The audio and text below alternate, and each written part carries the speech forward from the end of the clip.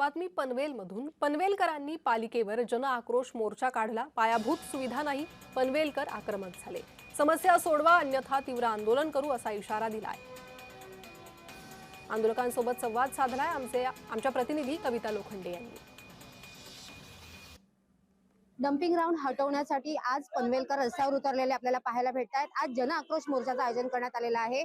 आपल्याबरोबर समाजसेवक आहे जगदीश गायकवाड, आपण त्यांच्याशी बोलूया। सर, काय सांगाल, आज तुम्ही हा जन आक्रोश मोर्चा काढलेला आहे, नेमकी प्रामुख्याने काय मागणी आहे? डम्पिंग विषयी नेमकी काय समस्या आहे? खरं तर डम्पिंग ग्राउंड जो आहे तो सोसायटीच्या लोकांची जर खिडकी उघडली तर आणि त्यासमोर डम्पिंग ग्राउंड, अशा परिस्थितीत कलंबोलीकरांनी राहायचं कसं, खारघरवाल्यांनी राहायचं कसं, ते नवीन पनवेलमधल्या लोकांनी राहायचं कसं, ही परिस्थिती ओढवलेली आहे। लाईट नाही, पाणी नाही, महानगरपालिका अपयशी ठरली। ही बघा, ही इमारत दाखवा, ही 9 वर्ष चालू आहे बघा इमारत, दाखवा जरा कॅमेऱ्यात। किंवा 9 वर्षाचं काम पूर्ण होत नाही त्या इमारतीचा, आणि दर प्रति वर्षाला टेंडर वाढवले देतात, त्याला मुदत वाढवतात आणि पैसे वाढवतात।